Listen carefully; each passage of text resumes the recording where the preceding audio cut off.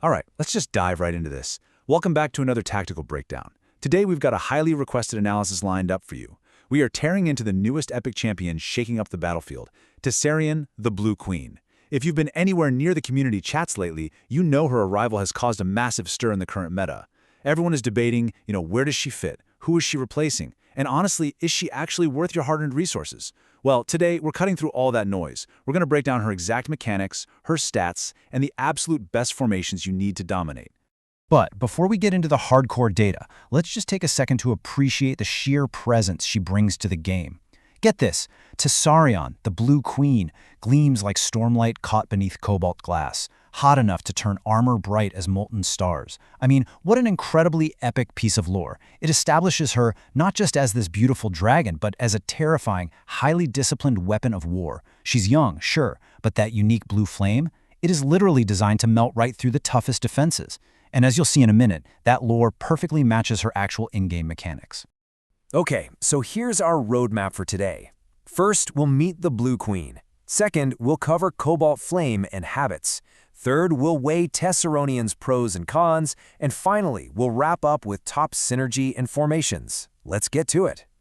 Section 1. Meet the Blue Queen.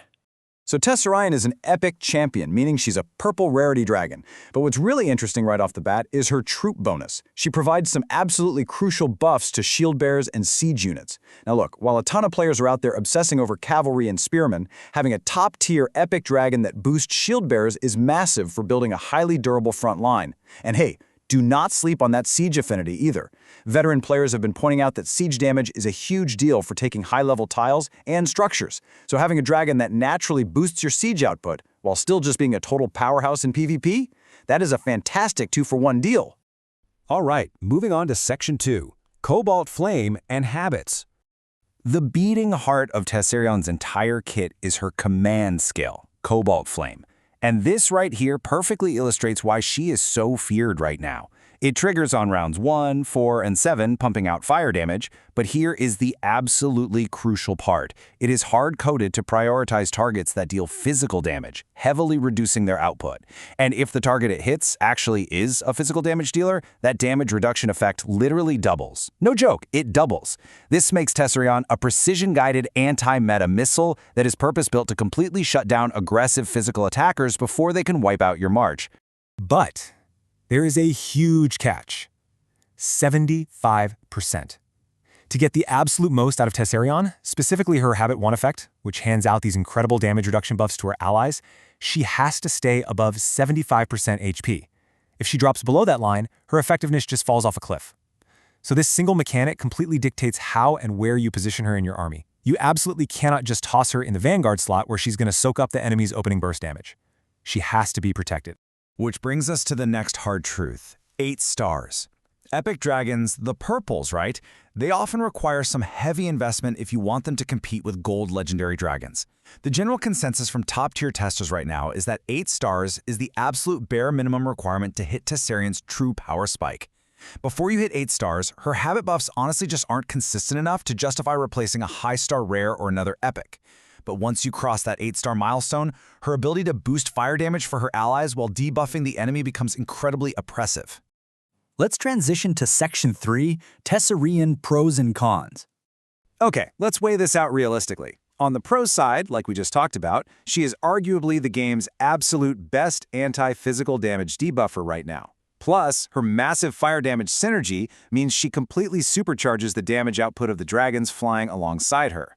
But you gotta look at the cons too. She is heavily reliant on that 8-star investment. Anything less, and you're probably gonna feel a bit underwhelmed. Secondly, because of that strict 75% HP requirement and those highly specific fire synergies, she needs very specific teammates to actually shine. You can't just throw Tessarion into a random march and expect miracles. She demands a purpose-built team. But man, when you do build that team correctly, wow. Just take a look at this quote we pulled from some community research. Tessarion can do some immense damage to dragons like Vhagar in the correct formation. So why does this matter? Well, because Vhagar is one of the most heavily utilized, totally dominant tank dragons in the entire game. The fact that a purple epic dragon, when slotted correctly, can turn into an absolute menace and melt right through a premium gold tank like Vhagar, That just proves how astronomically high her ceiling really is. All right, Section 4. Top Synergy and Formations.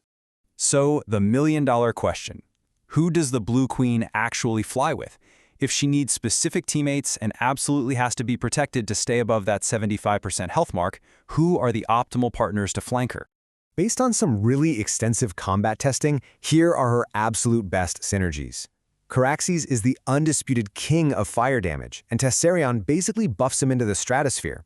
Then you have Valdra, a premier Vanguard tank who can easily soak up the damage, making sure Tessarion stays nice and healthy. And hey, if you're lacking the legendary Caraxes, epic dragons like Sheepstealer and Sea Smoke offer phenomenal, super accessible fire damage synergies that pair beautifully with her kit.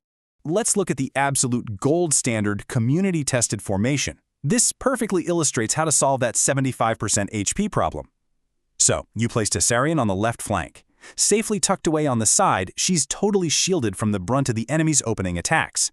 This lets Veldrara, sitting right there in the vanguard position, tank all the heavy hits. Meanwhile, Caraxes sits dead center, soaking up Tessarion's massive fire damage buffs and just raining absolute destruction down on the enemy. A lot of players are actually swapping out their high-star Syrax to run this exact formation, and the results have been completely devastating. Now, what if you want even more insurance for that 75% HP threshold? Enter Formation 2. We're keeping Tessarion on the left flank and Caraxes in the center, but we are swapping the Vanguard out for Malachite. Malachite brings targeted healing and just incredible sustainability to the front line. With Malachite taking the hits and actively healing the march, keeping Tessarion perfectly healthy so she can double those debuffing effects becomes incredibly easy. It's a slightly more defensive take, sure, but it guarantees her buffs stay active right through those super crucial middle rounds of the fight. And finally, we have Formation 3. This is a highly viable alternative if you just haven't unlocked Caraxes yet.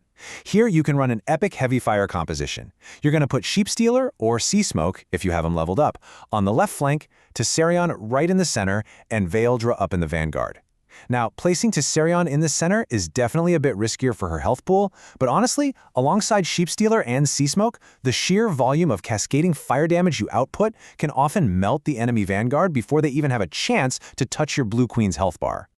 And that brings us to the end of today's tactical breakdown.